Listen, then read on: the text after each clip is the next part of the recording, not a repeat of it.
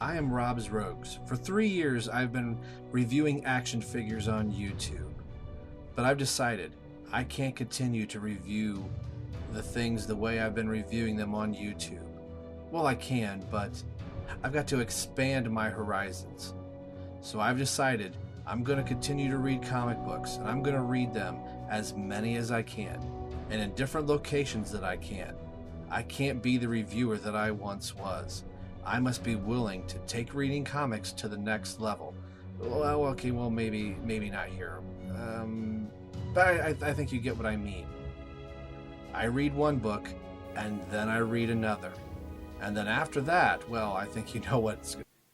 What are you doing? I'm reading something else. Yeah, what he said. Hello, everyone, and welcome to Rob's Sunday Comic Corner. This is episode number 7. And first and foremost, happy Easter to everyone that is celebrating Easter.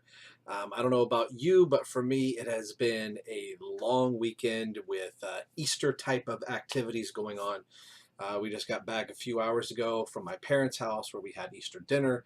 I also play in a band, and we played Saturday night or Saturday afternoon, and then Sunday for sunrise service at a sand sculpture that we have in our local hometown. So it's been a lot of rehearsals and kind of long days.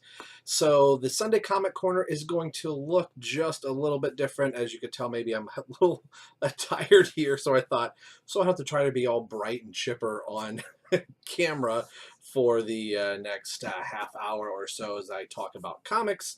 I'm going to show you images from the comics and or the comic cover art as I'm putting it together.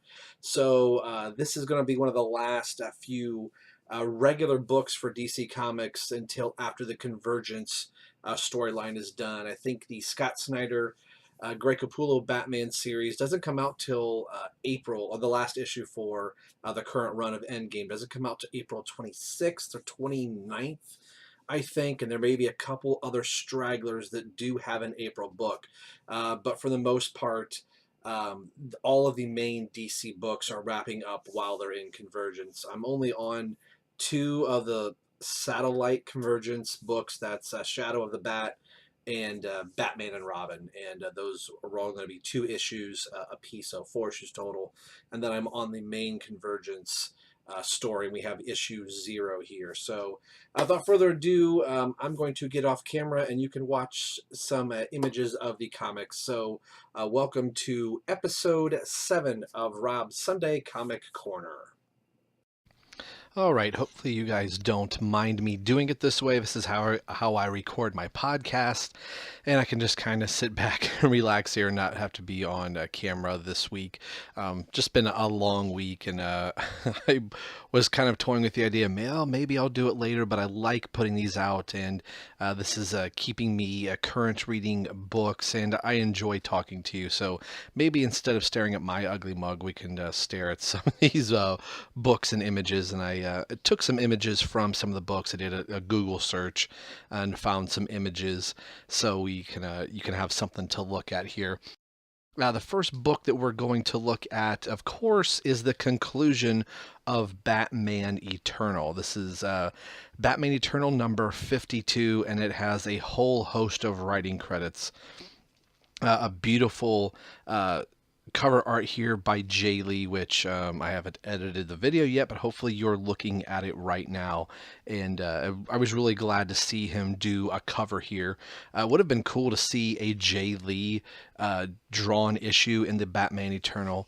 I'm kind of surprised they didn't pull in like Greg Capullo for an issue or 2 or something like that, but granted, he was working on the Batman main title book itself. This one is the big knockdown, drag-out fight between, again, I say it every week, spoilers if you have not read any of these issues here, and you can click in the description down below in the video of the books that I'm going to be covering this week. So if you haven't read any of them, pause the video, go check the books out, and then come back here. Or unless you're just somebody that says, hey, I don't know if I'm going to get the chance to read these books till much later, and I just kind of want to know what's going on. Was Batman Eternal worth the cover price? So This was a $3.99 book, and I'm trying to remember. I've got another issue here right offhand. I believe all of them were $2.99 up until this point. Yeah, so this was a dollar more, and it's a little bit thicker book. I kind of expected it to be that way. There were a lot of plot points that kind of had to be pulled together through everything, but. So this is Lincoln March, Bruce Wayne's brother that we have not seen since the very end of the Court of the Owls. So he was the main villain throughout the Court of the Owls, and turns out he is the main villain here. And I'll pull up the picture here for you guys of the Thanksgiving Day picture that we saw over a year ago before Batman Eternal actually started, and we'll kind of look at the picture together and see if now we can decipher the picture and if the picture did end up telling us what was going on. This is just Lincoln March being able to it kind of reminds me of Hush in some ways, and it reminds me of Nightfall, that Lincoln March was the mastermind behind everything. And some people had been saying that Lincoln March just kind of came out of nowhere. There were spots in here, and I don't have the whole entire series in front of me, but there were things that kind of led us to there. There were a couple that I missed. I think somewhere in the Congo, while Batman is there, Lincoln March's sword, or the Talon sword that he had used in the Court of the Owls, was there, hanging from a tree that was kind of embedded from somebody that he had killed. And again, we're talking a whole year here, so I'm trying to pull a whole year's worth of stories out here. And this is going to be something fun. I'll say that in just a little bit. So he's just kind of going through his master plan here, and I'm actually going to pop open the book just so I can get through this, make sure I don't miss any of the beats here. The book kind of starts off with us going back a year to when Arthur Brown has kind of been defeated by Batman and is able to find the clues that, that Bruce was not able to put together during the Court of the Owls. So it kind of showed that Arthur Brown was aware of the Court of the Owls before. I guess Bruce kind of assumed they were there as a kid, but wrote it off as a nursery rhyme if you go back to reading the Court of the Owls. Really good storyline. So it kind of plays into this a little bit, actually quite a bit in some instances. So it's nice that it kind of tied the New 52 Batman family all together, since the whole family was involved in the Court of the Owls. And it kind of set up this groundwork, since Snyder wrote Court of the Owls and he was the main architect, and along with James Tynion IV, they kind of worked hand in hand in kind of crafting this giant year-long story. And anyway, Arthur Brown was able to figure out about the Court of the Owls and had gone in to the Court of the Owls, a sanctuary, and he arrives in and sees the Court of the Owls slaughtered by Lincoln March. And Lincoln March looks very much like Bruce Wayne, almost as if they're kind of twins. They're not, but if you know somebody that has a younger brother, an older brother, sometimes there's some similarities there. So this is kind of where Stephanie Brown was thinking that Bruce Wayne was the mastermind behind all this. She actually saw Lincoln Brown, but mistook him for Bruce Wayne. So that kind of answers that question. And Arthur Brown is saying, I'm here, there are things that I know. I want to be kind of like your instrument. And Lincoln March just kind of says, all right, this is what we're going to do. And they begin crafting their plan. This is sometime after the Court of the Owls is over. And this is just the main part of this book is a fight between Lincoln March, Talon, and Batman. So Batman doesn't have his cowl, his cape, or anything like that. He's basically shirtless, with the exception of his, pants and boots. And that comes into play in just a little bit. So they're kind of flying through the skies, and Lincoln March is, bouncing Batman off buildings and making him crash through things. Batman is able to pull a shard of glass from his back since he was strapped to the bat signal, and kind of jams it in the Talons and his brother's jetpack and causes them to crash to the ground. Meanwhile, all the members of the Bat family, Batwing, Batgirl, Red Hood, Red Robin, and Bluebird are working in towards the city, trying to save as many people from the burning buildings that are going on, and each of them are succeeding with the exception of Jason. A building has fallen down on Jason, and he is reaching out to anybody that is listening to him. He's not able to complete his end of the mission, and it's kind of at that point where he thinks he's going to be a goner. And who does he call out to? He calls out to basically Barbara. Barbara, as Batgirl, hears this and is racing to Jason's side, which this was a little plot thread that they had put in here, that Jason and Barbara have this little unspoken love between one or the other, and they're not saying that thing. And there were a couple issues in here where it took me by surprise, probably in the 20s or 30s. We're at 52 issues. I'm trying to remember where was that little seed planted, and it was a nice little moment where it may be even a little lower, maybe in the teens, where Barbara was, kind of hell-bent on trying to prove her father's innocence, and Bruce tells Jason, or tasks Jason, to go look after Barbara to make sure she doesn't do anything crazy. So Jason is kind of there as her shadow and her muscle, but is also more of her conscience, and that's kind of where their little relationship starts. Commissioner Gordon is obviously out of prison at this point, and he knows he's not commissioner, but he and the GCPD are kind of gathering together, because what they've always done is protected their city. No matter what the city throws at them, they must rise to the challenge. And this is an all points bulletin to everybody. And Commissioner Gordon says, I may not be Commissioner Gordon, but we're all citizens of Gotham. And what do we do as citizens of Gotham? We rise up and we protect our city. Selena Kyle is seeing that, her whole empire is burning. The majority of Gotham City is on fire, and she has Killer Croc beside her, and she is quick to realize that they are also part of this. They may have nothing to do directly with what's going on in the city, but they know they can't continue their ways, or she finally has this empire to control, and it's now burning beneath her feet. So she also has a stake in this as well.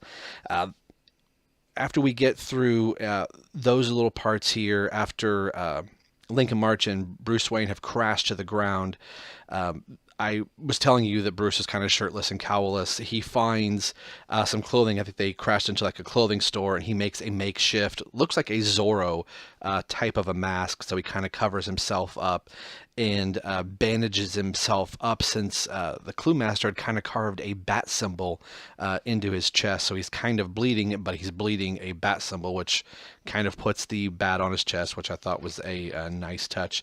And it's a knockdown, drag-out fight between Bruce and Lincoln March, and Bruce is on the verge of losing, and I was kind of got myself sidetracked.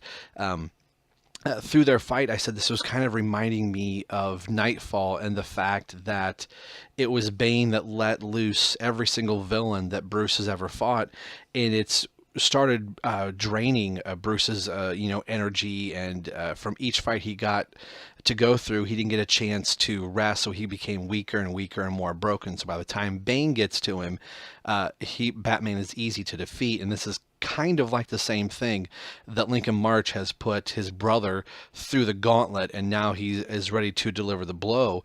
And he is telling him that, Batman is not eternal. You're just going to be a footnote that is going to be buried into this city. And long after people find out or realize who you are, no one's going to care.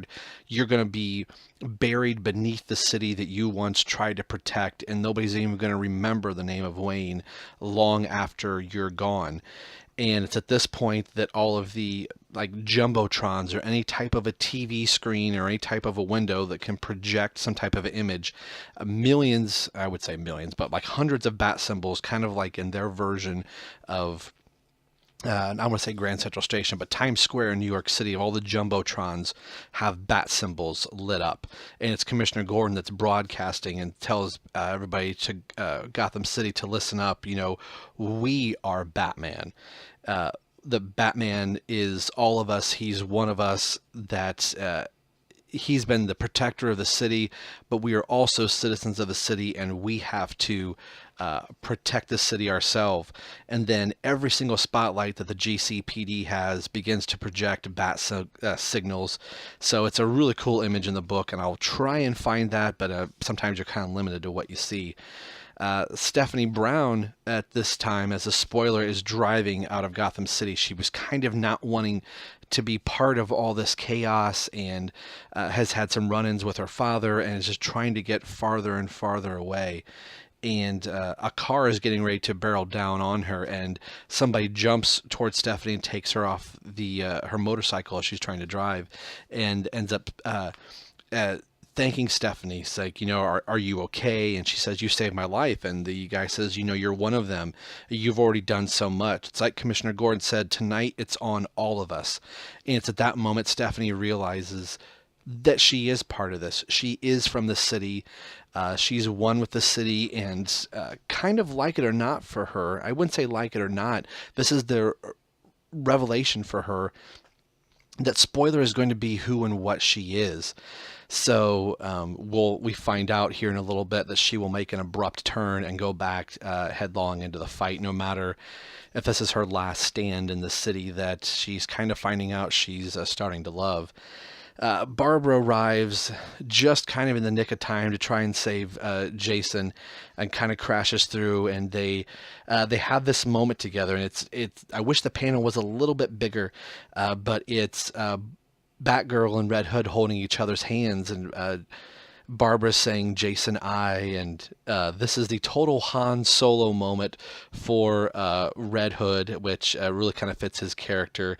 He says, me too, Babs, me too. So they both don't say I love you, but you get the Han Solo I know from Jason. So just as the building is finishing crashing down, since it was kind of a jerk move on Barbara, she drives the bike into the building to save Jason, but it ends up causing everything else to kind of crash around him. And Calvin Rose shows up, his first appearance in the book. He is blonde, so we'll talk about that in the photo that we'll show just a little bit.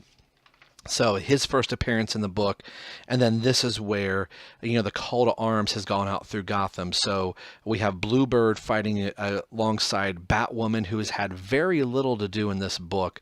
I was kind of expecting to see a little bit more of her. Black Canary shows up because she's tangentially, part of the Bat family, as is Katana. She's here as well. So each of them are going through and saving people, as just like a sports team wins the World Series. What are we going to do? Let's go riot and burn our city, which I think is totally stupid to do. But, in any type of catastrophe, you have people that are looting, and that's kind of what's going on. So while they're saving people from burning buildings and destruction, they're also protecting the city from looters, and that's kind of what Black Canary and Katana and Bluebird and Batwoman are doing at this point. Like I said, Jason Bard is kind of in on the action with Maggie Sawyer, and they're kind of talking about some things, and I'll get into more of that in just a little bit. The part that I was saying, was Catwoman and Killer Croc begin helping out in the city. And Jason Bard and the GCPD are there because Bard still is kind of technically Commissioner at this point, and they're going to try to arrest Catwoman and Killer Croc for just being criminals and doing the things that they're doing. But they have just recently saved somebody, and Commissioner Bard looks at Maggie and says, tonight they're going to get a pass because we're all in this together. So I thought that was kind of a cool little bit of a redemption moment.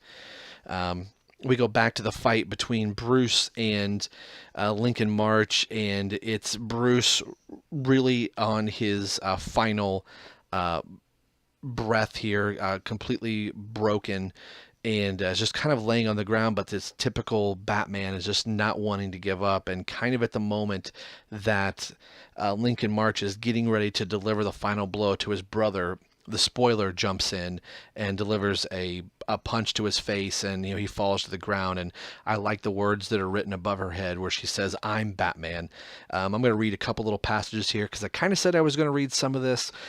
He says, "You little runt, I should have killed you back in that kitchen." And this goes clear back to issue, I want to say 4, where Stephanie makes her first appearance, and Stephanie, as spoiler, stands triumphant above him and says, "Yeah, probably because you didn't look, because this doesn't look very good for you," is kind of what she's saying here.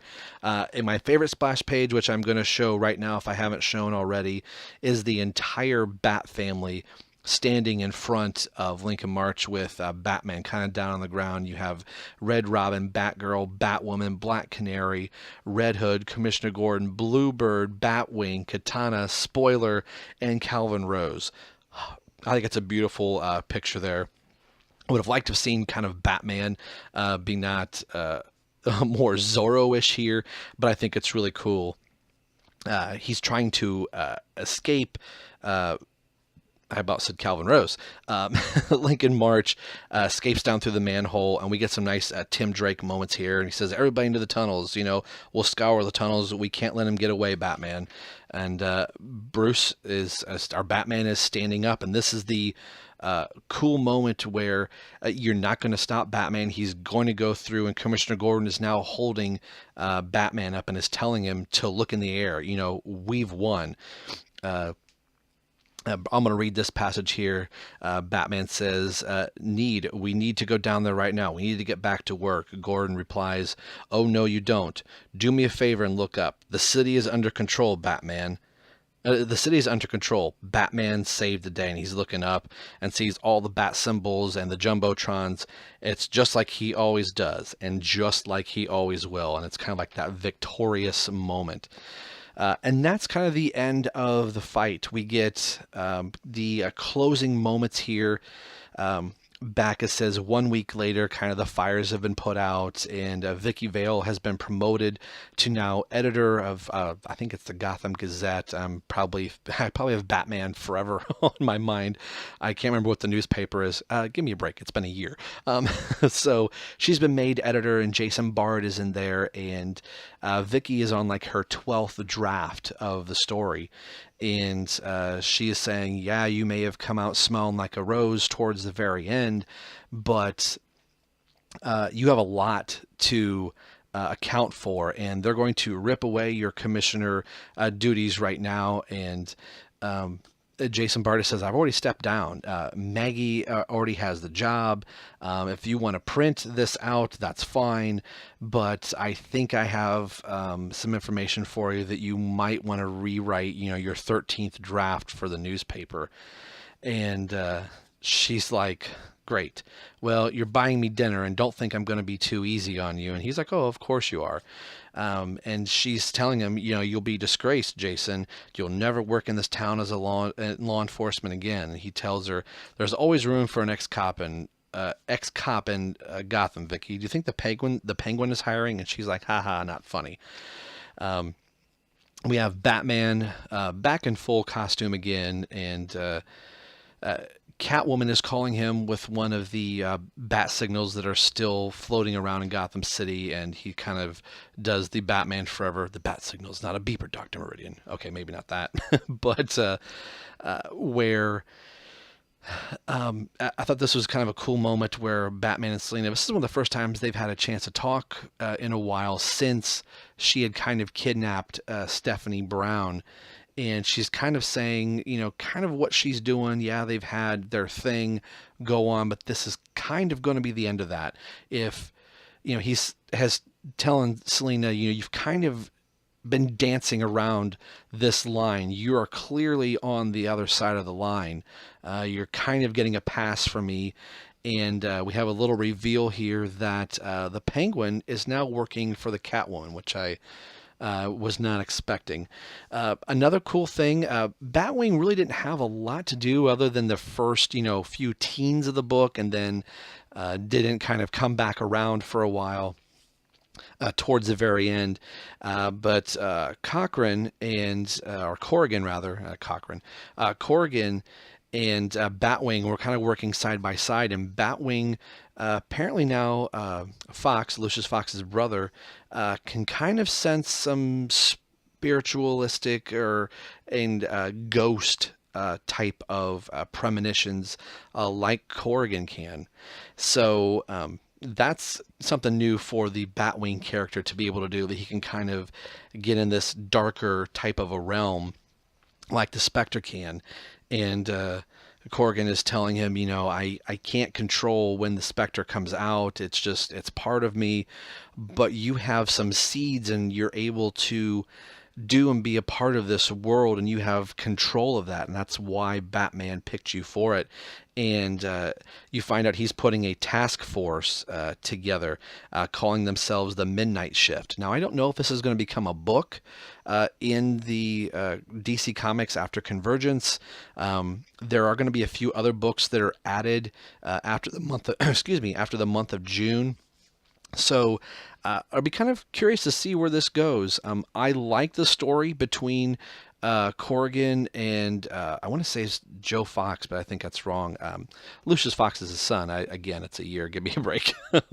But I liked their character moments that were here in Batman Eternal, and these were the two characters that were in the Arkham Asylum when the Arkham Asylum was destroyed into the giant sinkhole because of the spirits and everything that was going on in and around that, and all the ghosts and things like that. So it was a kind of a trippy couple books, but I thought it was one that was pretty cool. We have a moment with Commissioner Gordon and Barbara, and it looks like Barbara's kind of taking care of her father till, not that he can kind of get back on his feet, but he's been through a lot since he was in Blackgate prison, and she's just having this nice moment being able to take care of her father. And she's kind of talking about Jason a little bit here, and she's not really referring to him by name or anything, but talking about, all the things that you're going through and relying on the people that you may not have thought before, which kind of goes into the next page here of Jason sitting at a bar, and he's leaving a message for Barbara, and I'm going to kind of read this here because I do like this moment for Jason, but it's you'll see once we kind of go through. It says, look, I'm not good at this kind of thing, Barbara, but it's just, I can't help but feel like there's something here, something between us. I don't think either of us expected it, but I mean, it's there. You're incredible, and working with you, it's made me want to be better, a better friend, a better ally, a better person, and maybe, I don't know, and he kind of stops there, looks at his phone, and then erases the message that he was going to. And this is him talking to himself, going, Jason, you idiot. He picks his phone back up, and he says, Roy, it's me. I need picked up outside of Gotham. And Roy says over the phone, did you ask her? He says, shut up and pick me up already. So Roy Harper knows that Jason definitely has feelings for her. We kind of saw that early on. Even Corey Starfire knows that. And it's just that layer of Jason that he's not allowing himself to fall in love because it's going to be too hard. He's been hurt so many times already, which really had me going, oh, man, really? I was really kind of pulling for that relationship. This is the part of the book that I was waiting for that I know Olivia and I have talked about. This is a series I want to see done after they get through the new first batch of books here. We're in Colin and Harper's apartment, and Stephanie and Colin are kind of playing around and, doing different type of things and being all goofy with each other. And we have Harper going back to her room, and Tim, as Red Robin, kind of comes into the room. And I'm going to kind of read these couple passages here. It says, you realize I have about 20 different things in this room that could tase you, right? And it's and he's Tim's holding on to like an iPod and is kind of making fun of her for liking the Wicked soundtrack, and she kind of says, and it's a good soundtrack too, so shut up. And Tim kind of asks, kind of how things are going on with her new roommate, meaning Stephanie, because she doesn't. Her mother fled town, and her father's obviously dead. So we kind of have this little moment between Harper and Tim, and the moment is just more of kind of almost student to pupil. Tim really kind of saw the training of Harper Row, even much to Batman's, I wouldn't say refusal, just didn't want that for Harper. Tim kind of took it upon himself to do that, and they kind of have a little bit of a embrace here, and the embrace is more of a good job, well done type of thing, where, Harper and Tim kind of had this, brother sister kind of quality to their training. And the moment I really like is Stephanie coming into the room. It says, "So this is the room where all the Bat kids have been hiding. I've been wondering." Harper says, "Steph, this is Red Robin, and we're going to have a long discussion about knocking on the doors and knocking your face off if you don't." The moment I like is Red Robin and Stephanie shaking hands, and Tim saying, it's nice to meet you, Stephanie," and she says, "It's nice to meet you too." And you get this look of kind of like doves and birds and rainbows between Stephanie and Tim, and Harper kind of doing the whole like like they realize the two of them have just been caught gawking at each other, and Tim's like, okay, I should go. Probably some kind of mischief going on, and Harper kind of gives the arm around the shoulders like, "Mischief, huh?" And Tim's like, "Shut up."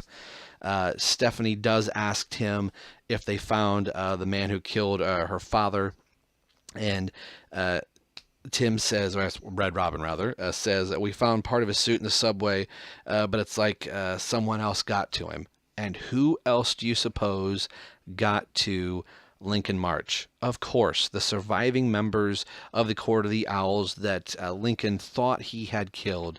So we have this moment of them putting Lincoln March into the freezing chamber of the Court of the Owls, and they are going to put him away for a very, very long time, and probably one of the last few seconds that we get to see here of him still being very much alive, but in the frozen talon state.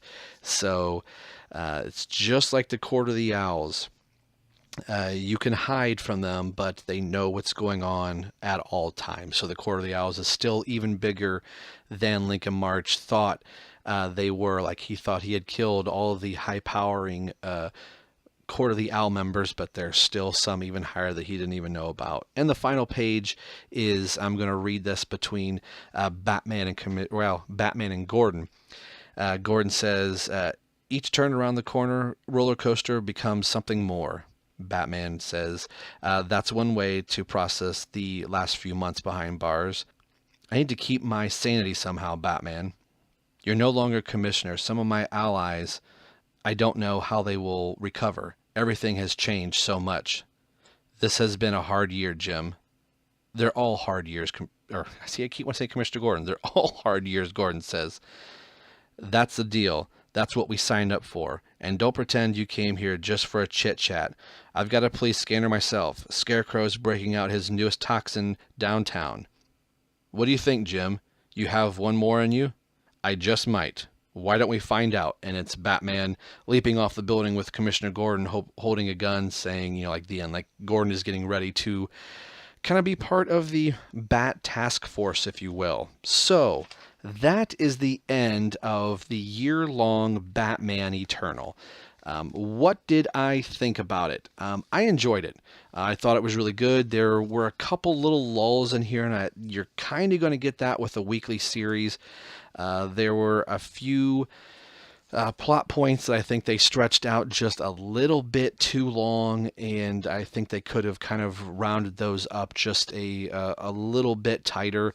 Some people would argue that maybe this series should have gone, maybe half the issues, gone 30, make it a bi-monthly book, so it wasn't coming out, or a bi-weekly book, so it wasn't coming out every week. You kind of cut that in half a little bit. but I really did enjoy it, and it was a really good way to celebrate Batman's 75th anniversary. All right, what I'd like to do right now, what hopefully I have on the screen here, is the very first image of Batman Eternal that we saw. The Thanksgiving type day issue that everybody, or issue, the image that we saw right before Batman Eternal started, and everybody was kind of wondering kind of what was going on, what does everything mean. So kind of going from the very back left of the page where you see the trees and everything, you see Batwoman behind them, you have Jason Bard in the background, and you have Falcone, Catwoman's father. And if you would draw a line from Falcone's eyes to Catwoman's eyes, that is where her eyesight is. She's looking in the back towards her father that she never really knew. Actually, she knew that she had, but somebody she kind of wanted to forget about. So her father was, kind of reaching out from her from behind the scenes. You kind of see how that is. That's one of his, henchmen there. We have Batwoman here with a ring on her finger, which that never got materialized. So people kind of thought, well, maybe this is the book where Batwoman's going to get married and Maggie's beside her, who is the new commissioner in Gotham City. So she's standing directly behind Commissioner Gordon. Commissioner Gordon has his hands bound because he was incarcerated. You have Harvey Bullock behind him looking out for Commissioner Gordon, looking at his back. Above Commissioner Gordon is an owl in the trees. So the Court of the Owls, we're on a high branch looking down below at everything. You see that there? So I think people kind of read into that. You have the owl looking from above down on everything, so that kind of gave that away. After a while, I kind of forgot about the Court of the Owls, so kudos to them for making me forget, but some other people didn't. You have the Iceberg Casino in the back, which is that's the old regime. That's kind of what was there before. Moving into the foreground now with Batman sitting there. You have Stephanie, Harper, Tim. The blonde-haired figure, you could say is Calvin Rose, could be Nightwing. I think this is stuff that was all in the Batman universe, so that's a very much a Nightwing-esque person there, but he's Grayson in his own comic series now, so that was one part that was never really addressed here, because we were kind of led to believe this is, Batman Eternal things that are going on here, but it's more Batman peripherally. And you have Tim, Harper, and Stephanie. So these three right here that are sitting there is hopefully the series that they will come up with. Olivia and I have said, call the series Red and Blue, Red Robin and Bluebird, with Stephanie there. I think that'd make a nice trio. You have Batman sitting there getting ready to feast and being very relaxed, and Batman being kind of more relaxed than he probably should be. We have Alfred in a straitjacket, so he was kind of going crazy there since he got the toxin from Hush. We have Titus with a Robin on his back, so signifying that Robin is coming back. Damian, I kind of thought that was going to happen in the pages of Batman Eternal, but it happened in Batman and Robin. We've got Batwing back here holding I want to say a bucket, a bowl that I believe has corn in it. What's another word for corn? Maze. So he was trapped in a maze in Arkham Asylum with the Spectre. You have Batgirl standing back behind them, and then Red Hood behind him. So it's just Batgirl kind of standing there, just being Batgirl. And if you look at Red Hood, Jason's head, his head is turned just a little bit, and he's kind of looking towards Batgirl, kind of in a fond-looking way. You have the smoke behind them, signifying the buildings are burning in Gotham City. You have the Joker's daughter underneath the table. You have Catwoman sitting at the table. I've already talked about her. Beside Catwoman's feet is a cat. This is Damian's cat, Alfred, and the cat is sleeping. So in a good chunk of the story, Alfred is unconscious or in a coma. So I thought that was a nice little touch to kind of tie those two together. We have Julia Pennyworth at the back part of the table, looking towards her father, kind of keeping an eye on her father, and as she was, kind of wanting to protect her father, and got involved in all this crazy bat nonsense. We have Vicky Vale sitting at the table, probably presumably getting ready to read something. Professor Pig, he's holding the two trains there, signifying this is the thing that is going to get Commissioner Gordon. And then we have the Penguin here, just kind of being at the table. He was the main front runner and the villain. So that is the set of things that were going on in this photo that we've been able to pull out of and go, well, I wonder what all these things mean. Some things happen in this book and other things happened in other Bat books, but it's all kind of converged right here. So we will move on to the next book, and that is Batman and Robin Annual number 3. Batman and Robin Annual number 3 was a nice one and done story. It was an annual, and a lot of times with the annuals, or in the past with annuals in DC Comics, the story sometimes is generally not tied into the main story, or if it is, it's kind of loosely tied in that they refer to in events. And this is kind of what this is. It is definitely after Damian loses his powers. Damian makes some mention here. It's a day in the life of, really. Batman is on monitor duty at the watchtower, and Damian wants to be up there with his father. Is basically what the story is. And I mean, Tomasi writes a really good story. It's a cute little story, some more, father and son bonding moments here. And Damian talks about, him not having his powers, and the teleporter is not working properly. So Damian rigs a bat cycle in the bat cave that this is where the comic goes a little loopy. It's a comic, so anything can happen in the comics. But he is able to get the teleporter to work via the bat cycle. So he just drives really fast through the bat cave, kind of like Marty McFly, and finds himself in the watchtower with Titus. So they see some things going on one of the on the moon, and this was something that was kind of cool. All of the lunar modules and rockets and things that NASA has used over the years has kind of been floating around up in space, and they've kind of crash landed on the moon, or parts were left there. So they all from Apollo 11 to Apollo 13, all the Apollo missions, space shuttle capsules and things like that, or other satellites. The watchtower kind of monitors these things to kind of make sure they're still there.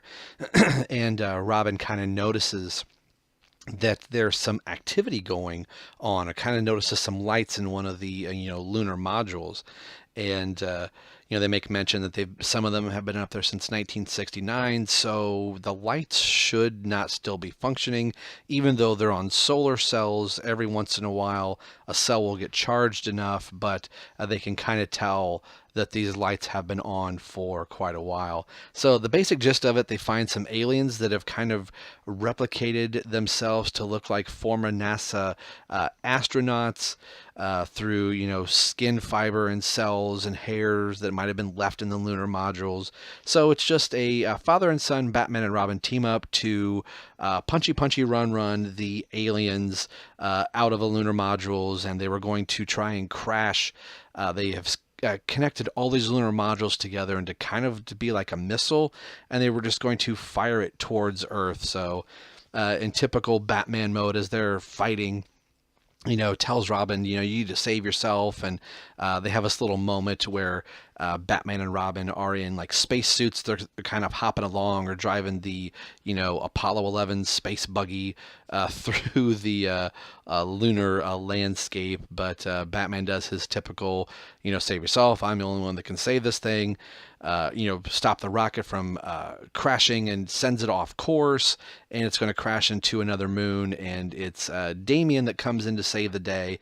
This is where he's like, I really wish I had my superpowers. I could fly right over there and save you, father. But he gets in the bat-like space jet that they were traveling in, and they do, I'm trying to remember if it was the last Star Trek Next Generations where Geordi jumps from one ship to the other ship and tries to arrive, safely and does one of those, space jumps.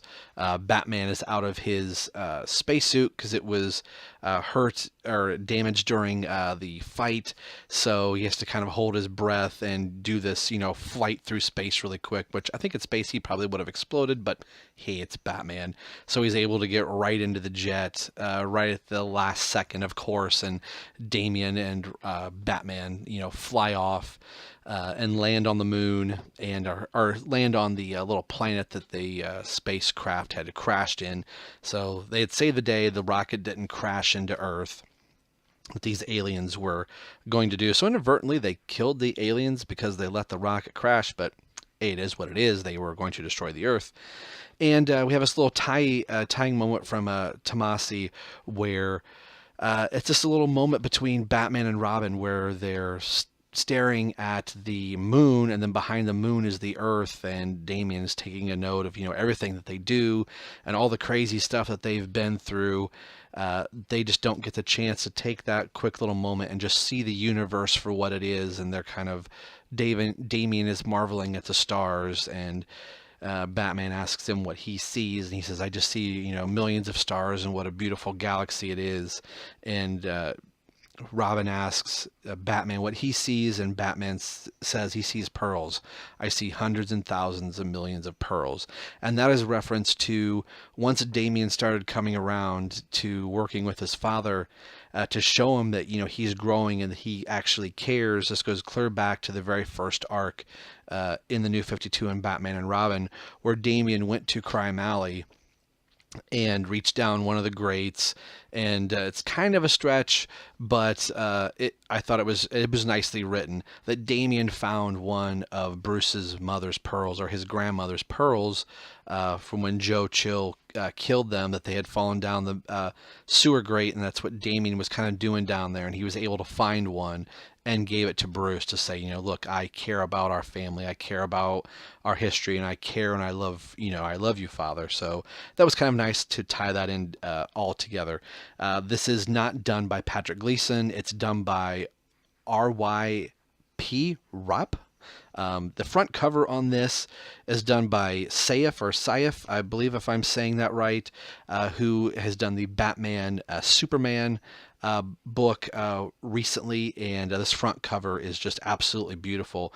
The interior art is good. I don't like the lips on Batman and Robin. I think they're kind of funny looking, but it's not like I could draw them any better. But it's a beautifully I shouldn't say beautiful. The front cover is very beautiful. I want a poster of this thing, which you kind of saw up there. But the interior art is pleasant to look at. It's not horrible or anything. I didn't like the lips on any of the characters in the book, but a nice way to officially close out Batman and Robin. And I have said in the previous episode that Batman and Robin has been my favorite book in the New 52. It's the book I read every single month, and just eager to read it. I thought Tomasi and Gleason just knocked the Batman and Robin series out of the park. A 10 out of 10, hands down, for the whole entire series. This annual was really good. It's not needed for the Robin Rises or the superpower episode or superpower issue of Damian, but it's a nice a nice period, I would say a nice exclamation point to a very, very good series, and there hasn't been a clunker all the way through this. They've just done a really, really good run on this book, so I'm really excited to see Patrick Gleason continue on with the Damian Robin character in Robin, Son of Batman comic that's coming out. He's also going to be the writer. So it's always kind of one of those that I'm always kind of cautious where the writer is also, or vice versa, the artist is also the writer, or the writer is also the artist. Sometimes I think a book could kind of suffer, but Patrick Gleason has been drawing and, kind of writing Damian along with Peter Tomasi since the New 52, almost 4 years. That's 40 some odd issues now. If you count the annuals, that's 43 issues. So he has a very firm grasp on who and what Damian is, because Tomasi was writing him and Gleason was drawing, Tomasi's words. So I think Damian is in very good hands in Patrick Gleason. So this has been a super, super book. Teen Titans Annual number 1. Superboy returns with blood on his hands. So this is the return of Superboy since the Scott Lobdell written Teen Titans in the New 52. So we've been up to 7 issues with the kind of relaunch of Teen Titans, and this kind of starts out with Superboy kind of laying in a pool of blood and dead bodies all around him. And he's got blood smeared all over his costume and has no memory of kind of what's going on. So while the Teen Titans are kind of celebrating their new fame, and Raven's kind of not part of this band, of this rock band, but a band is kind of using her likeness and her imagery.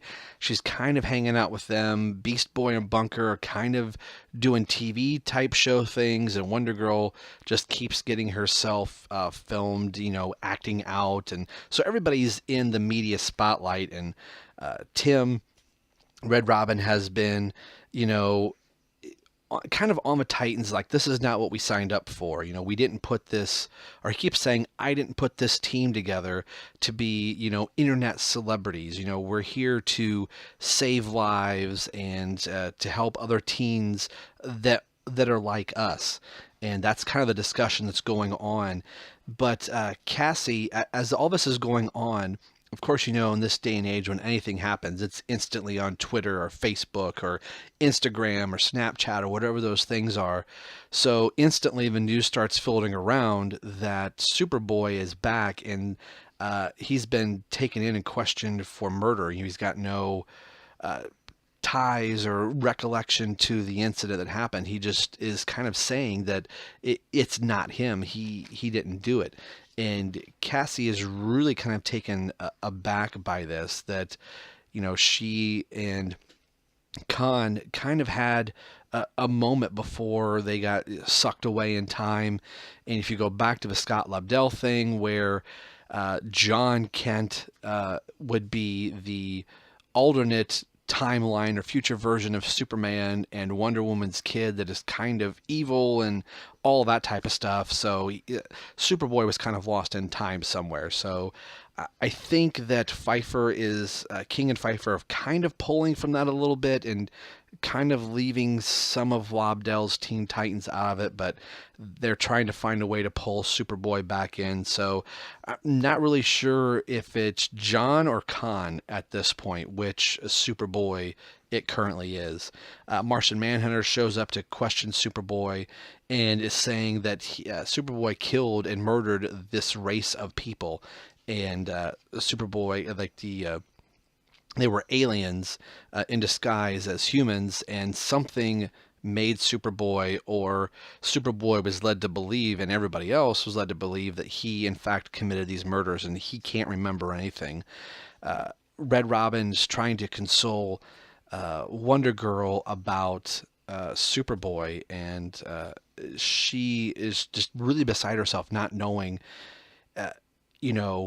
is telling Tim that we shouldn't have pulled Superboy into our team. When we first encountered him, he was there to try and destroy us. And every time Superboy got angry, there was, destruction all around them. And here he is acting like himself, and you're still wanting to pull him into the team and say he's one of us. We should have never done it. We should have worked together to defeat Superboy. So she's really torn, that she kind of fell in love with Superboy, and now she's at a point of going, this isn't the person I ended up falling in love with. This is the person that was initially trying to kill me and everyone else. So she's really at a crossroads with her emotions.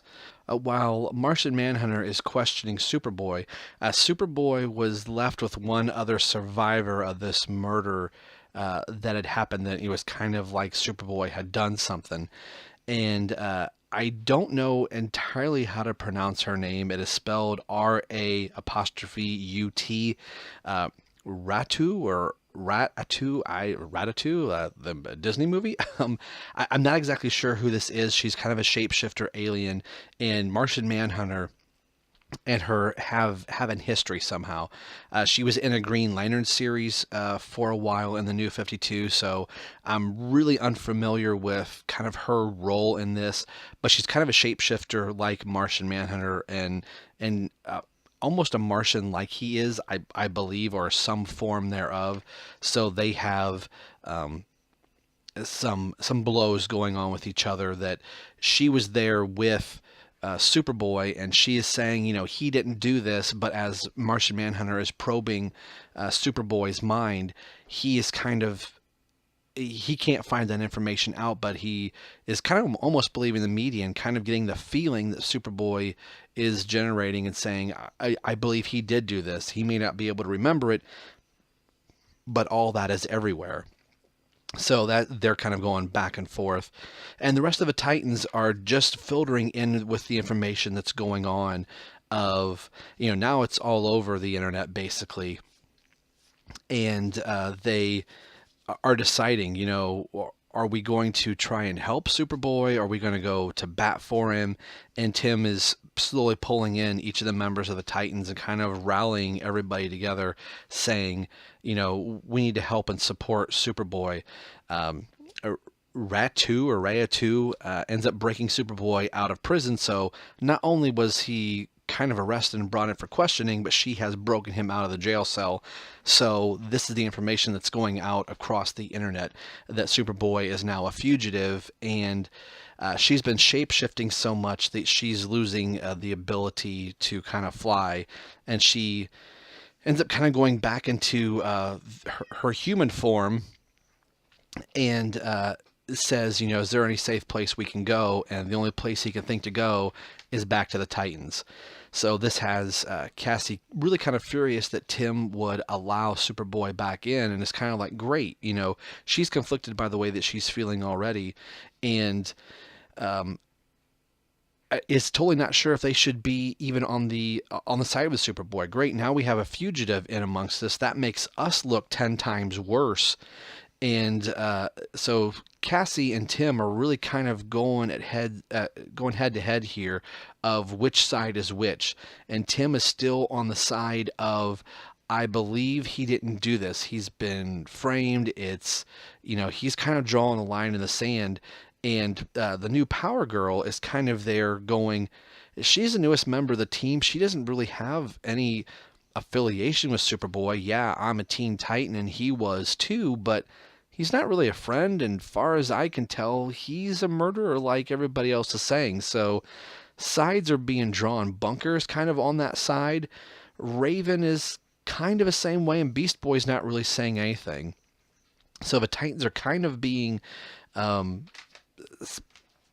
separated and segregating themselves amongst their different points of view. While Raven was working with her, I shouldn't say her band, or this band that's using her, her influence and her words and stuff like that, she brings a T-shirt to Superboy. He's wearing jeans, and so he has a white T-shirt with red sleeves, kind of like a mock baseball type jersey. And Tim says something's missing from the shirt, and puts a Superman logo on it, or a Superboy logo on it for him. So he's kind of back to the jeans T-shirt kind of look, which Superman's going to be in jeans and T-shirt look. I don't know how I feel about that, so we'll just move on. I like it for Superboy, but if Superboy is wearing a jeans and a T-shirt and Superman is wearing jeans and a T-shirt, why do that in DC Comics? I don't know. I just read them. Martian Manhunter ends up tracking Superboy down back in the Bunker's apartment where the Titans are meeting, and a fight is going on between Martian Manhunter, Superboy, and Ratu, and all the other Titans. So Martian Manhunter is basically taking on all the Titans, and a cool panel here. He keeps asking, where is the boy? Where is the boy? Superboy comes out in his new duds, and he has like this telekinetic, energy and stuff still about him. And he says, "Don't ever call me boy. Call me Superboy." And it's written in the Superman font. And he keeps saying, "You hear me? I'm like him. I'm like Superman. I'm Superboy." And he keeps saying it over and over and over again. And as he's doing it, he's beaten Superboy, or he's beating Martian Manhunter almost to a bloody pulp. And Wonder Girl has to pull him off before he ends up killing Martian Manhunter. And Tim is just baffled by what he is seeing. He's kind of looking down, going, he didn't do it. He didn't do it. He's almost in denial. And here's the very thing that Wonder Girl is saying. We don't know. This isn't the Khan that we let in.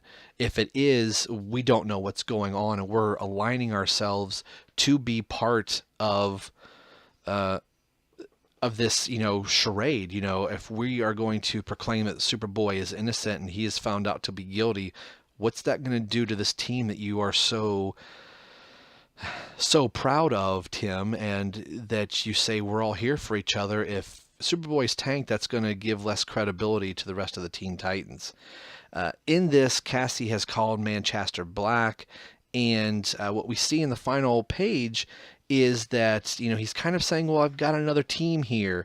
And says, "Girls, welcome to the elite," and is referring to Power Girl and Wonder Girl. And there are some elite here, and I'm not entirely sure who all these people are here, but two of them are the Guardian, his first appearance. I would say his first appearance in the New 52, or first appearance in the comics, and Kid Flash. Kid Flash was on some moon at the very end of Scott Lobdell's time for crimes that he committed. So we have two Teen Titan members now that are supposedly guilty for committing crimes. So it was kind of interesting to see Kid Flash. And it says the hunt continues in Teen Titans #9. Of course, that will not come out till June because of Convergence. Deathstroke #6, Father Knows Best. This is going to be a rather short one to go through. I'm really liking Tony Daniels' art and storytelling, which makes me feel pretty good about Patrick Gleason basically taking over for the Batman and Robin title, because he's going to be artist and writer as well. But it's the wrap up of the storyline where Deathstroke is looking for his father that has kidnapped his own son and daughter, Jericho and Rose Wilson. So Harley Quinn is kind of leading Slade Wilson through Gotham City, which I was kind of surprised Batman didn't show back up in this, but you really didn't need him. So we have some kind of cool and real bloody scenes here with Harley Quinn and Deathstroke as they're fighting Possum here in the very beginning. And this is just basically an all-out fight between Deathstroke, Lady Shiva, Rose Wilson, Jericho, and Slade Wilson, Deathstroke, and everybody's just beating the crap out of each other, and the League of Assassins. And Jericho is, his grandfather is trying to use Jericho's power for his own benefit, and they have his sister, Rose Wilson, by knife blade. Lady Shiva does, threatening to, cut her head off if Jericho doesn't do what his grandfather is asking him to do. So Jericho's only recourse is to basically try and kill himself with his powers. His grandfather is trying to stop Jericho from killing himself, and that's when Deathstroke shows up. So Deathstroke and Bronze Tiger get into a fight, and everything kind of comes to a fuzzy head in conclusion here, where we kind of go almost back to the beginning of the book, and not really the beginning, but the beginning where Slade Wilson was de-aged. It's kind of shown here that Rose doesn't recognize her father because he's not the older, gray-haired, one-eyed guy. He looks very much, younger in his, early 30s, if not late 20s.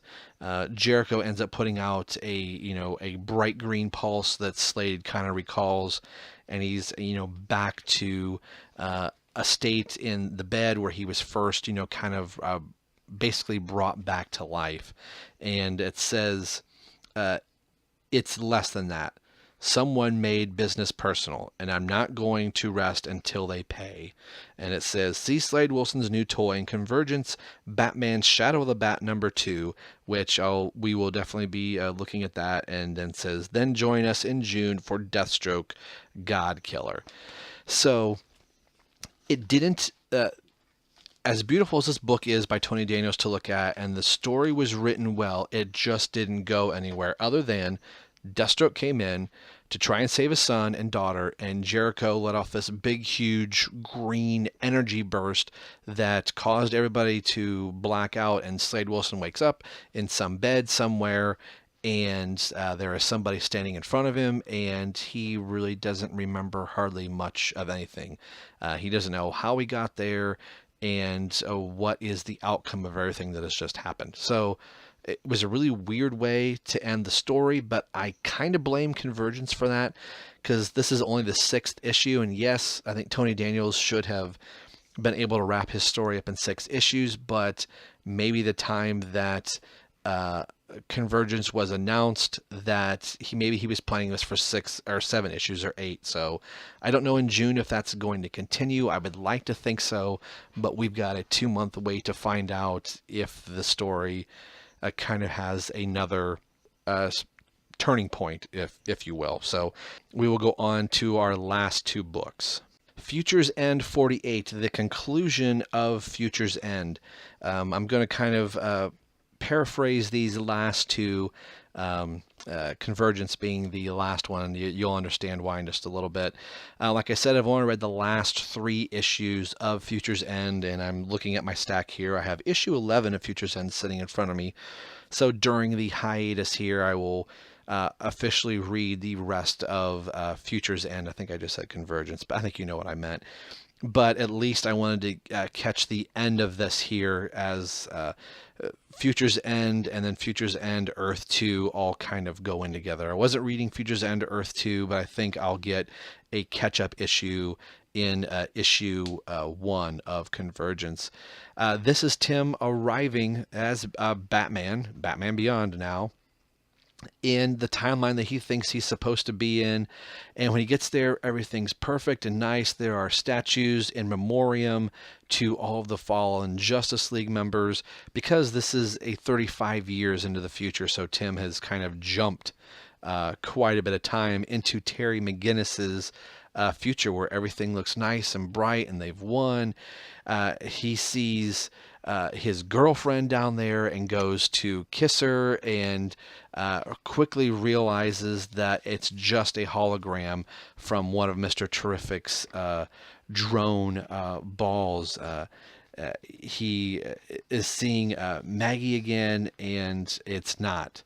It's not what it appears to be. Mr. Terrific ends up taking Tim to the other side of his office so Tim can see the future that he has landed in, and Brother Eye has won. The cities have been decimated, and Tim realizes he's failed. Everything that he thought he was doing did not work out. As he's trying to get some information on Mr. Terrific and saying, I left the timeline. Everything that we did should have corrected it. And he's finding out that the Brother Eye's creation and from Mr. Terrific had a failsafe that it was going to do everything that it could to save itself. And it did, and caused all this death and chaos and assimilation, and Brother Eye looking drone robots of the Flash and Captain Cold and Superman and Wonder Woman and all these twisted robot versions that are part human, part robot are now attacking Batman. I don't need to say Batman Beyond, because they're referring to Tim as Batman in this. So who ends up kind of saving the day coming in is Ray Palmer himself, one of the few people that Tim was talking to before he left. So there is some continuity that, for Tim, the trip was instantaneous, but 35 years almost had to have gone by for everybody. And Tim is reunited with a very much older Madison, I think I said Maggie at first, and as they're on a platform and they have a quick embrace, and she says, this is really weird. 30 years have passed, and you're still young, and she's, saying, basically, I'm old. She's got some gray hair, and Tim plants one on her, which has got to be a little odd, but for Tim, the trip was instantaneous, and they are trying to combat what is going on. So she is still, I believe, has some firestorm left in her. They haven't said anything in this. Ray Palmer is still very much the Atom. So we have, I would assume, Madison is still Firestorm. We have Tim as Batman and Mr. Terrific and the Atom. And the last page is Madison and Tim as Batman looking up at the red moon in the sky, and she is saying, brother, I won. And Tim's reply is, the hell he has, not yet. So that's the end of Future's End. Like it or love it, I believe Tim is going to be Batman Beyond. We'll kind of see what's going to happen after Convergence. They haven't officially said if it is Tim in the Batman Beyond book. I jumped on it. Kind of, if it is Tim, me being a big Tim Drake Robin fan, Red Robin fan, I kind of wanted to see what he's going to be like as a Batman. The last book here is Convergence #0, and as I'm doing this, I believe I have another book that I forgot to read, which is Batman and Superman's Annual. I misplaced it. I'm kind of laughing about it. So when I find that book, we will read that next week. The Zero Convergence issue, a big whopping $4.99 with the first issue, and it is all Superman and Brainiac. It is Superman of the New 52, and he is flying around doing whatever he's normally doing, and kind of, if you remember the 0 Hour storyline where you had this like white backdrop where the heroes were getting kind of sucked out of their time and everything like that, where time was getting rewritten. It's kind of like that. That New 52 Superman doesn't know exactly where he is, but you see what we will come to know as the dome of the other universes, or the other timelines that they fall. Could be Injustice Gods Among Us, it could be the Young Justice cartoon series, it could be the 1940s DC Comics, Red Sun, Speeding Bullet, Kingdom Come, whatever version of DC Comics it was, are all being contained in these universes. And as Brainiac is telling Superman that he has taken all of these cities, or these old timelines, he's got Superman strapped to this contraption of some type to kind of, shock him or whatever. Superman does end up breaking free and confronts the Brainiac that he knows, and then it turns into the superpowers Brainiac, and he says, Superman is telling him, who are you? He says, I'm Brainiac, and Superman is not recognizing Brainiac, and then it turns into the classic robot version of Brainiac. So you have the green-skinned Brainiac with the pink shirt and white boots and hot black shorts, and then you have the robotic superpowers, super friends Brainiac, and each of these Brainiacs from all the different versions of Brainiacs that have ever been are telling Superman that you don't belong here right now. You don't have a world to go to. Your world hasn't ended, so there isn't a universe for you to belong to. But all these other universes are going to be pitted against one another to see if the strongest survive. Who is the strongest? And then that universe will be the universe that survives and thrives, and all other universes will be destroyed. And Brainiac keeps talking about his master. Now, I know they've mentioned what the master's name is. In this book, it's not mentioned. I think it'll be mentioned in issue 1. You can go to the DC All Access page and you can see them talk about this particular issue, and the name escapes me. It's not written in the book, so if Dan DiDio and the guys at DC Comics All Access hadn't told us what his name was, then you wouldn't know it from reading this book. So that's the long and the short of the Convergence book. It's just Superman that has been plucked from his New 52 universe to tell him, if nothing else, that basically your world's going to end too. So DC Comics has said the New 52 is ending and a new DC universe will begin. Now, it could be an amalgamation of everything. So we already know the books that are coming out where DC Comics is saying, story trumps continuity. So not all of the books, all the 52 books, which now I think it's 48 books, will not be all tied in. They will have continuity in and amongst themselves. There are a core set of books, I think it's 12 or 13, that will have a spanning continuity. And then other books like Jeff Johns' Justice League will still retain a New 52 look. All the New 52 costumes. So if you don't like the new Superman costume or the new Wonder Woman costume and the new Batman Robotech costume, read Justice League, written by Jeff Johns, because it's going to stay in the New 52 timeline, which that's definitely what I'm going to do. I'm not one of these people like, oh, I'm going to drop a book because a writer changed, or I don't like this silly costume. I'm kind of doing that to a couple books.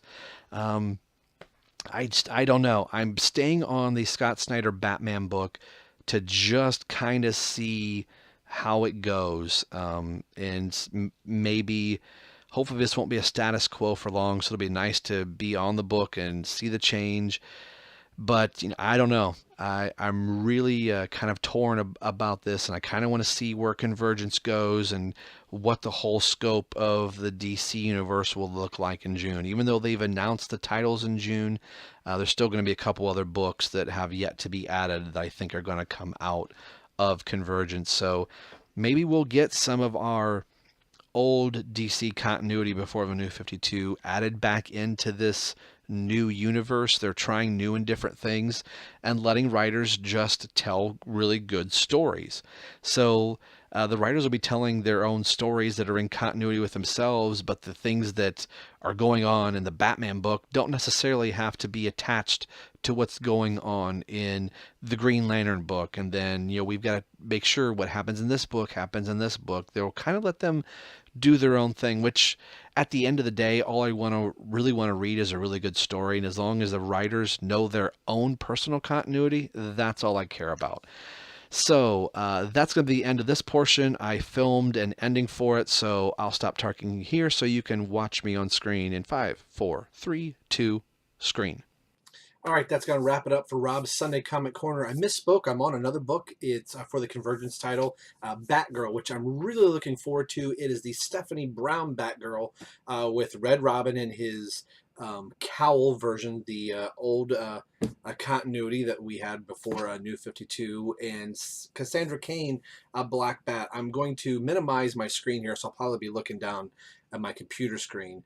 But I do want to tell you, if you're interested in the Convergence books that are coming out next week, here are the books, and there might be a couple I might hop on. I may have to go to another comic book shop to pick some of these up because I didn't pre-order them or pick them up, because the place that I get books from is strictly a pull list, so I can't go in and just pull a book off the shelf, which kind of sucks. But I was trying to not buy so many books that are tied into the Convergence.